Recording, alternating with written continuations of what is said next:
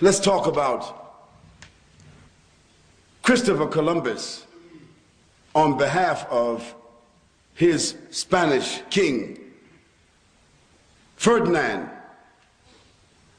and his French prostitute wife, Isabella. Christopher Columbus was given the crown jewels of King Ferdinand and Queen Isabella. They sold their crown jewels to some Jewish merchants who built the boats that Christopher Columbus took, headed towards what he called India. You know the story. And he was a fool. And those Jewish navigators who were on the boat with him, they knew that he was a fool.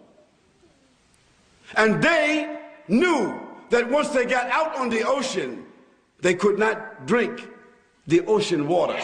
But he was a fool. He didn't know that you could not drink the salt water. So those Jewish navigators, they took lemons and lime with them, which lemons and lime will deactivate the salt. So they used to drink it and desalinate the water. But they allowed Christopher Columbus and his crew to drink the water, and they caught something called rickets, and most of them died. So those Jewish navigators, they took him where they wanted to take him, which was what we call now the Americas. Because those Jewish navigators, that's where they wanted to go. Because they had the maps from the Muslims. So they knew where to go.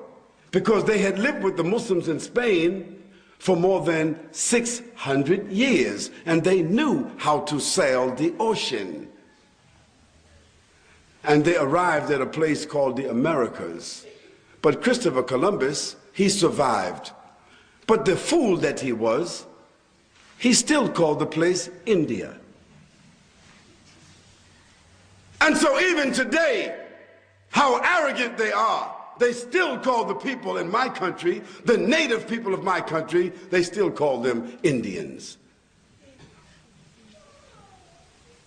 And let me tell you, after Christopher Columbus came back and claimed that land for King Ferdinand and Isabella, they sent more ships. And within 150 years, they destabilized, massacred, killed, liquidated, eliminated 89 million native Indians, as they called them, to take control of what they call the New World. So we got 56 and we got 89. You keep adding for me, please. And what did they do? They inflicted systematic attacks and assaults with their weapons and their ships and their boats and their armies upon individuals and places within human populations with the purpose of instilling fear and trauma. And what is that definition? Terrorism. Their definition. It's not Khalid's definition. It's their definition, which is in the Oxford Dictionary, the Webster Dictionary, the Funk and Wagner Dictionary, all established authorities in their language, their definition.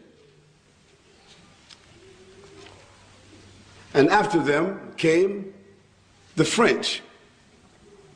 On the other side of what is called the Americas, the French came from the side which is called California. And the French, they came. And along with the Dutch and the French, they added another 28 million to the number that had already been destabilized, liquefied, and otherwise eliminated. We move on to the land called Africa. Those who had occupied the Americas knew that their own people, their own populations could not do the work that was necessary to build up that country. They needed a new workforce.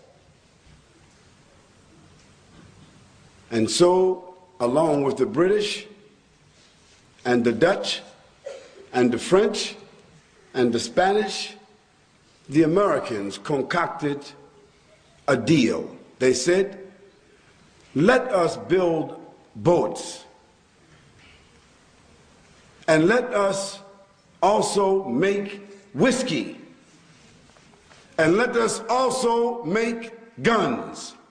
So with guns and whiskey and boats, we can barter and trade, and we can go to Africa and take those dark-skinned black heathens, put them in boats, bring them to Europe, to America, in what was called the Triangle Trade. From Africa to the Americas, to Europe, back to Africa, this is a triangle.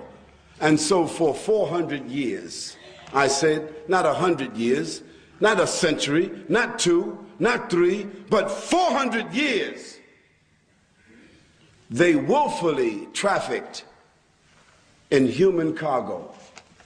And they took out of Africa 180 million people, like dogs and rats, putting them in the bottom of ships and keeping them there for the 3 or 4 months that it took for that triangle trade to complete itself, realizing that only 23 out of 100 of those slaves inside the ship would survive. So they made sure that the cost of those 23 slaves would pay for the whole shipment. Where did the other 77 slaves wind up? In the graveyard of the Atlantic Ocean. So you take 70% of 180 million. You are intelligent people.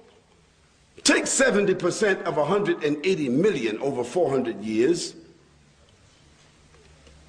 and they are in the bottom of the Atlantic. The other 30% of 180 million, the 52 million they brought and put between Europe, the Caribbean, and the Americas. So now you add 180 million to already 86 and 17 and 59. Somebody just keep adding. And let me give you the definition of what they did. The act of inflicting systematic attacks and assaults upon individuals and places within human populations with the purpose of instilling fear and trauma. And what does that mean? Terrorism.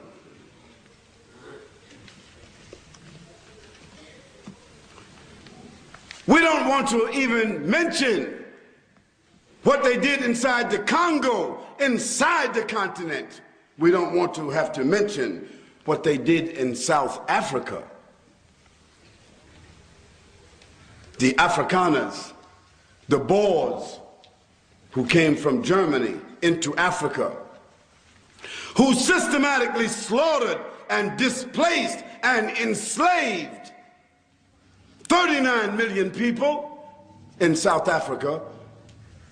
Who were the natives?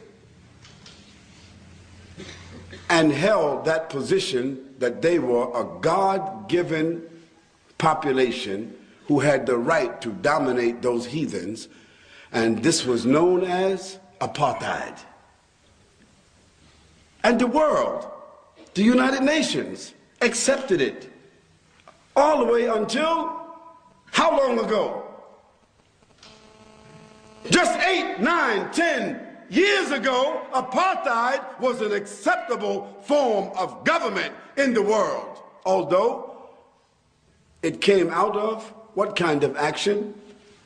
The act of inflicting systematic attacks and assaults upon individuals and places within human populations with the purpose of instilling fear and trauma. What is that definition?